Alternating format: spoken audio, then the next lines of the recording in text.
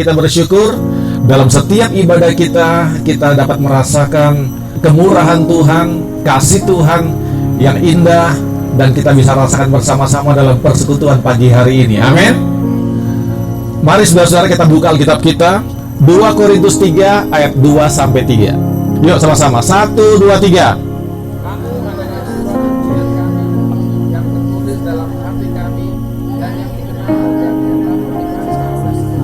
Karena telah ternyata bahwa kamu adalah surat Kristus yang ditulis oleh pelayanan kami, ditulis bukan dengan tinta, tetapi dengan roh dari Allah yang hidup, bukan pada loh-loh batu, melainkan pada loh-loh daging, yaitu dalam hati manusia. Amin. Kamu adalah surat pujian kami yang tertulis dalam hati kami, dan yang dikenal dan yang dapat dibaca oleh semua orang. Di bagian yang pertama ini, saudara, saya senang sekali. Nanti kita akan melihat arti rohani. Kita akan melihat bagaimana kita belajar untuk semakin mengenal bahwa kehidupan kita, kekristenan itu adalah kehidupan yang harus transparan, kehidupan yang dapat dilihat. Transparan, arti transparan itu, saudara, dapat dilihat, tembus pandang. Bukan bajunya yang tembus pandang, tetapi yang dimaksudkan di sini adalah kehidupan di dalam, kehidupan yang memancarkan keluar, dari dalam memancarkan keluar, mengekspresikan sesuatu yang ada di dalam. Apa yang ada di dalam kehidupan kita, itu yang harus keluar. Karena firman Tuhan dalam Amsal mengatakan, karena dari dalam hati keluar dari kata-kata kita. Sesuatu yang di dalam itu harus keluar. Saudara lihat, kehidupan kekristenan itu dapat dilihat dengan sungguh-sungguh dari apa yang keluar dari dalamnya, dari sikapnya, dari tingkah lakunya, perkataannya, buah-buah pikirannya yang dibagikan. Orang melihat bahwa ini beda sekali. Itulah dia. Paulus mengatakan, aku berdoa supaya engkau mengenal. Apa yang kita perlu lakukan? Minggu lalu kita belajar tentang mengenal kasih, karena Allah itu adalah kasih.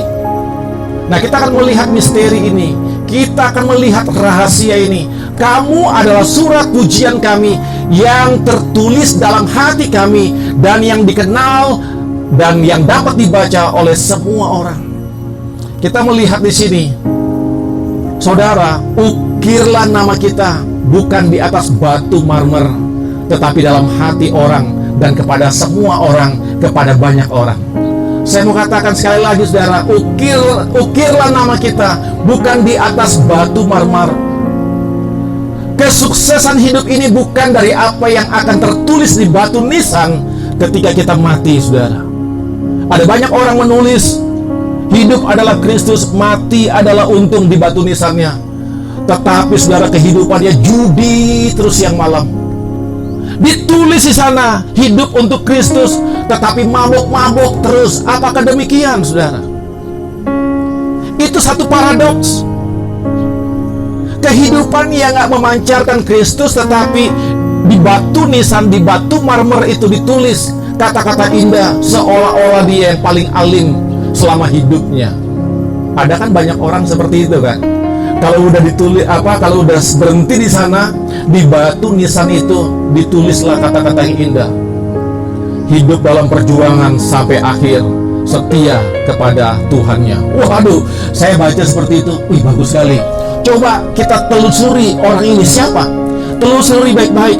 Ternyata siang malam dia duduk-duduk, habiskan waktu di meja domino, duduk-duduk menghabiskan waktu hanya kongko-kongko dengan teman-temannya, mabok-mabok. Lalu akhir hidupannya ditulis seperti itu. Emangnya Tuhan baca itu lalu Tuhan segan? Oh, karena ditulis seperti itu, maka kehidupanmu, dosamu, dan sebagainya nggak kuperhitungkan. Saudara, bukan demikian. Ukirlah nama kita bukan di atas batu marmer, tetapi dalam hati setiap orang, di dalam hati banyak orang. Bagaimana kita bisa menuliskan hal itu, saudara? Tadi kita baca ayat yang dituliskan dalam 2 Korintus pasal 3 ayat 2. Kamu adalah surat pujian kami yang tertulis dalam hati kami dan yang dikenal dan yang dapat dibaca oleh semua orang. Bagaimana itu dapat dituliskan? Bagaimana itu dapat tertulis, saudara? Tugas utama kita adalah menolong orang lain untuk mendapatkan pengalaman perubahan hidup dalam Kristus, sebagaimana kita semua sudah dapatkan di dalamnya, yaitu kasih Kristus. Saya ulangi, saudara, tugas utama kita ini, saudara, apa? Tugas utama kita adalah menolong orang lain, menolong setiap orang untuk mendapatkan pengalaman perubahan dalam hidupnya, karena perubahan itu dikerjakan oleh kasih Kristus. Tolong, kalau engkau sudah merasakan bahwa kehidupanmu berubah karena itu, tolong orang lain, bawa orang lain, sampaikan itu melalui pesan kehidupanmu kepada orang. Engkau dapat membawa mereka apabila hidupmu sungguh-sungguh diubahkan dalam kasih itu. Kita nggak bisa mengkhotbahkan orang hanya dengan kata-kata kita, bahasa yang penuh dengan kefasihan, hanya retorika semata, saudara. Enggak begitu. Ada banyak orang bisa berbicara bagus, tetapi kehidupan nggak diukur dari kata-kata yang bagus. Kehidupan itu diukur dari perbuatanmu yang bagus. Amin, saudara. Ya, ukirlah nama kita bukan di atas batu marmer, tetapi dalam hati orang dan kepada banyak orang. Tugas utama kita adalah menolong orang lain untuk mendapatkan pengalaman dan perubahan hidupnya di dalam Kristus, sebagaimana kita sudah mendapatkannya di dalam kasih Kristus. Efesus 3:18 mengatakan demikian, saudara. Aku berdoa supaya kamu bersama-sama dengan segala orang kudus. Bersama-sama aku berdoa dengan segala orang kudus, ya, dengan segala orang kudus dapat memahami betapa besar dan panjangnya dan tingginya dan dalamnya kasih Kristus. Saudara, orang yang dalam hidupnya mengalami perubahan oleh kasih Kristus, pikirannya itu menjadi apa, saudara? Pikirannya itu lebar, pikirannya itu panjang, tinggi, luas, dalam. Pikirannya itu luas. Realitanya memang hidup ini diperhadapkan dengan banyaknya persoalan. Hidup ini diperhadapkan dengan banyaknya tantangan. Ayub pasal 7 ayat 1 mengatakan, bukankah manusia harus bergumul di bumi dan hari-harinya seperti hari-hari orang upahan?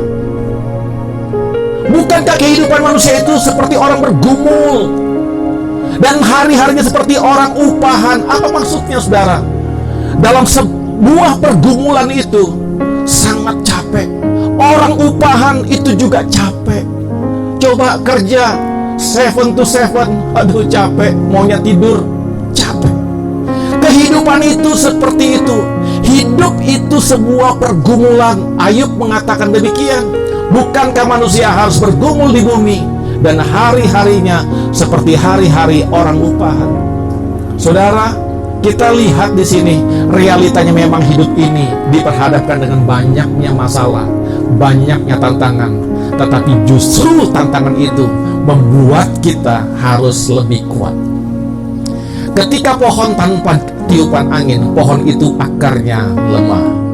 Tetapi pohon yang selalu ditiup dan ditiup itu akan membuat akarnya semakin merekat, semakin dalam, semakin tertanam, dan terus digoyangkan dan terus digoyangkan.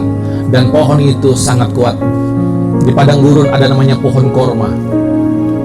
Tiupan angin gurun itu kuat sekali, tetapi korma tetaplah pohon yang tangguh di tengah badai. Kehidupan kita digambarkan seperti itu, kata pemazmur. Orang benar seperti pohon korma. Saudara, kehidupan kita realitanya memang diperhadapkan dengan banyaknya tantangan. Tetapi saya katakan bahwa walaupun capek, kita berani mengambil risiko itu. Kita berani berkata, aku menghadapi semua itu di dalam Tuhan. Aku menghadapi tantangan ini di dalam Tuhan. Kalau kehidupan kita terus berputar dalam kebenaran ini, saya mau katakan, hasilnya Anda menjadi pemenang. Pikiran yang dangkal terkadang ditaklukkan oleh ketidakberuntungan, tetapi pikiran yang luas dapat bangkit di atas ketidakberuntungan itu, karena ada kemampuan yang bekerja di luar batas kesanggupan itu. Kekuatan dan kemampuan di luar batas itu adalah kasih Kristus. Pikiran yang dangkal itu memang terkadang ditaklukkan oleh apa? Ketidakberuntungan. Waduh, hidupku sial.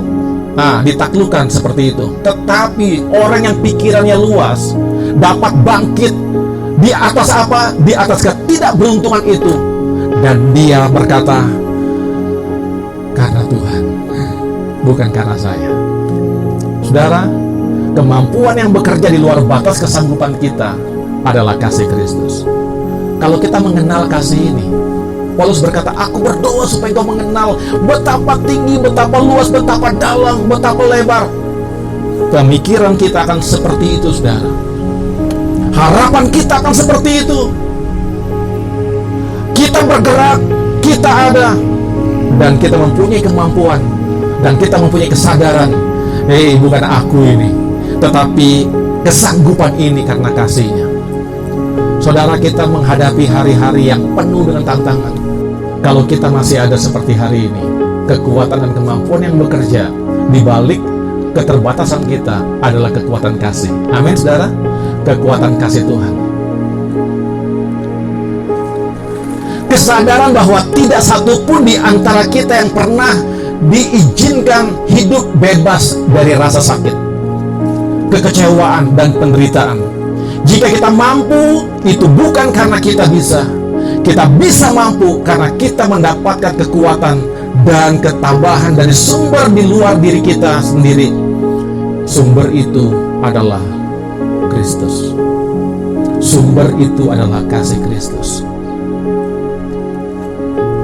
Firman Tuhan berkata, Amsal 24 ayat 16, sebab 7 kali orang benar jatuh, 7 kali, saudara, 7 kali orang benar jatuh, namun ia bangun kembali.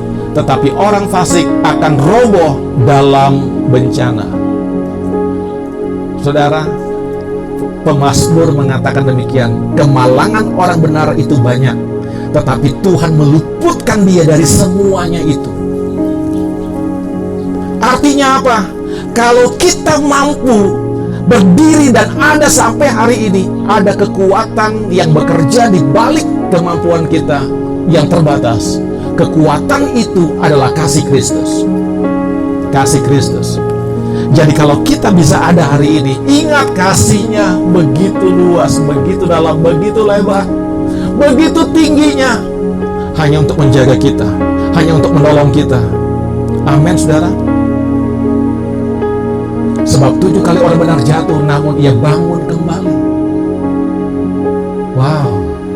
Saudara, bangkitlah dalam kesulitan ini, karena Anda tidak sendirian. Karena ada Tuhan yang menolongmu. Ada Tuhan yang akan membantumu. Di dalam kasih-Nya kita dikuatkan. Tuhan tidak menjanjikan langit selalu biru. Hari ini contohnya, saudara, apakah di atas kita langitnya biru? Tidak. Tuhan tidak menjanjikan langit selalu biru, laut selalu tenang, bunga selalu mekar, mentari selalu bersinar.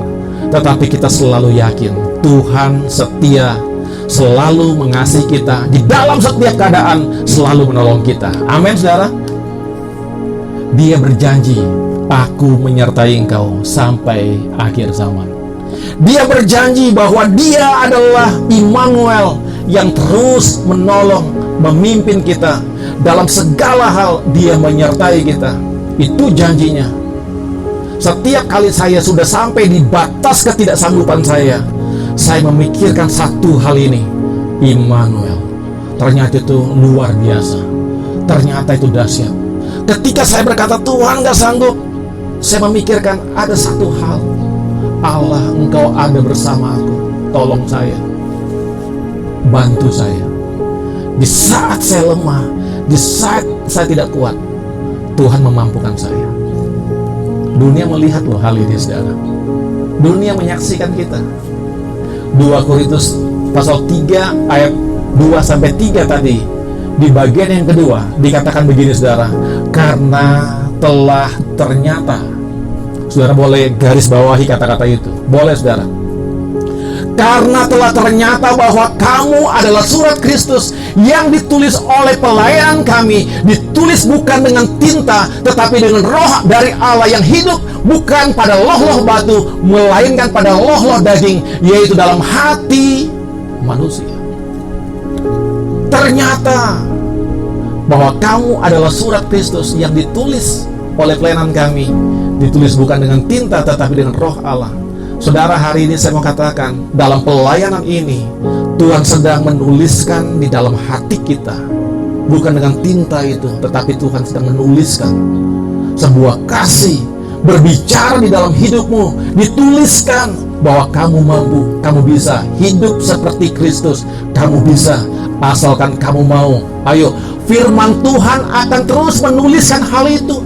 Tinta dari roh Allah menuliskan di dalam hidupmu, sehingga hidupmu menjadi surat yang terbuka, dibaca oleh semua orang yang melihat Anda, dalam keseharian Anda, dalam perkataan Anda, dalam perbuatan Anda, dilihat. Hal yang pertama, perubahan yang sesungguhnya adalah perubahan yang dikenal, karena buahnya mampu menampilkan kepribadian Kristus dalam kehidupan Anda. Saya ulangi yang pertama, saudara. Perubahan yang sesungguhnya adalah perubahan yang dikenal, karena buahnya mampu menampilkan kepribadian Kristus dalam kehidupan Anda.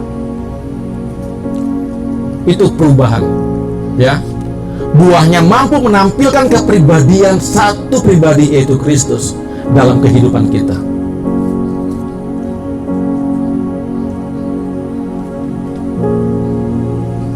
Kehidupan yang berubah, pemikiran yang luas. Saya sudah katakan tadi, perubahan yang sesungguhnya adalah perubahan yang dikenal, karena buahnya mampu menampilkan kepribadian Kristus dalam kehidupan Anda. Ini bagian yang pertama, saudara. Perubahan yang sesungguhnya itu dikenal. Kalau nggak dikenal, itu perubahan duniawi. Perubahan yang dikenal itu perubahan yang alkitabiah. Orang melihat Kristus, baru bisa nampak Kristus. Nah, itu dia, saudara, ya. Matius 12 ayat 33 mengatakan, jikalau satu pohon kamu katakan baik, maka baik pula buahnya. Jikalau satu pohon kamu katakan tidak baik, maka tidak baik pula buahnya. Sebab dari buahnya pohon itu dikenal. Dari buahnya. Saya mau katakan, perubahan ini dikenal. Kalau kita adalah anak Tuhan, kehidupan anak Tuhan itu dikenal, karena bapaknya itu udah pasti orang Kristen, karena bapaknya itu udah pasti dia anak Tuhan, karena bapaknya dia. Kalau kita berbeda, itu bukan sebuah perubahan yang sesungguhnya. Perubahan yang sesungguhnya adalah perubahan yang dikenal, karena buah perubahan terlihat dalam spirit Anda. Dikenal karena perubahan itu terlihat dalam spiritnya kita. Apa itu? Dalam rohnya, dalam perbuatannya. Artinya, jika Anda benar-benar diubahkan dalam kasih Kristus, buah roh akan nampak melalui kehidupan Anda. Buah roh akan nampak melalui kepribadian Anda. Saudara, firman Tuhan itu luar biasa. Yang kedua, saudara, jika Anda benar-benar diubahkan dalam kasih Kristus, kepribadian Anda mendatangkan pujian bagi Allah. Kepribadian kita ini, saudara, mendatangkan pujian bagi Allah. Matius 5 ayat 16 mengatakan, demikianlah hendaknya terangmu bercahaya di depan siapa? Di depan orang, supaya mereka melihat perbuatanmu yang baik dan memuliakan Bapamu yang di surga. Jika Anda benar-benar diubahkan dalam kasih Kristus, kepribadian Anda mendatangkan pujian bagi Allah. Kehidupan dalam kepribadian yang serupa dengan Kristus yang semakin meningkat. 2 Korintus pasal 3 ayat 18, saya akan akhiri pembacaan kita, saudara. Dan kita semua, gak hanya saya sendiri, bukan pastor, bukan ibu pastor, bukan, tetapi kita semua. Dikatakan apa? Mari sama-sama kita baca. Dan kita semua mencerminkan kemuliaan Tuhan dengan muka yang tidak terselubung. Dan karena kemuliaan itu datangnya dari Tuhan yang adalah Roh, maka kita diubah menjadi serupa dengan gambarnya dalam kemuliaan yang semakin besar. Kehidupan dalam kepribadian yang serupa dengan Kristus itu semakin meningkat. Tadi kita lihat bahwa buahnya keluar dan semakin meningkat dalam keserupaan yang besar dengan Kristus. Bapak, Ibu, Saudara sekalian, kita melihat di sini bahwa firman Tuhan mengajarkan kepada kita apa? Firman Tuhan mengatakan bahwa kamu adalah surat pujian kami yang ditulis dalam hati kami, yang dapat dikenal, yang dapat dibaca oleh semua orang. Tantangan memang ada, tetapi kita selalu berkata, Tuhan memampukan saya. Gak cengeng. Hari-hari ini kita hidup dalam tantangan. Yuk, semakin deepen dengan Tuhan, semakin dalam dengan Tuhan, semakin bergantung, semakin kuat di dalam Tuhan, semakin bergantung dengan Tuhan, semakin menyerah di dalam Tuhan. Dan kita katakan, Tuhan, kasih-Mu yang memampukan saya. Saudara, sekali lagi saya mau katakan bahwa kita adalah surat yang ditulis bukan dengan tinta, tetapi ditulis di dalam roh, di dalam hati kita oleh firman Allah, sehingga kita kuat, kita mampu. Hari-hari ini penuh dengan tantangan, tetapi orang yang mengenal kasih Kristus memiliki pemikiran yang luas dan kehidupannya semakin dalam dengan Tuhan, menampilkan spirit roh itu. Buah-buah roh kita udah baca, saudara. Bacalah Galatia pasal 5. Buah-buah roh itu, spirit ini kelihatan. Dan yang kedua, kehidupan kita yang menampilkan Kristus melalui buah-buahnya akan menjadi serupa dalam gambaran yang sempurna, gambaran yang semakin besar, yaitu Kristus. Sehingga kita berjumpa muka dengan muka, sama, hatinya sama, keinginannya sama, maksud dan tujuan dalam hidup itu sama. Kita menjadi mempelai Kristus. Amin, saudara. Ini kedewasaan yang sesungguhnya. Tuhan mau menyempurnakan kita hari-hari ini melalui tantangan. Tuhan memakai firman untuk kita mampu menghadapinya. Kalau dengan kekuatan sendiri, saya katakan I'm give up, saya menyerah. Tetapi dengan Tuhan, saya mengatakan, yang lemah berkata ku kuat, yang miskin berkata ku kaya. Karena kasih Tuhan begitu indah dalam kehidupan kita.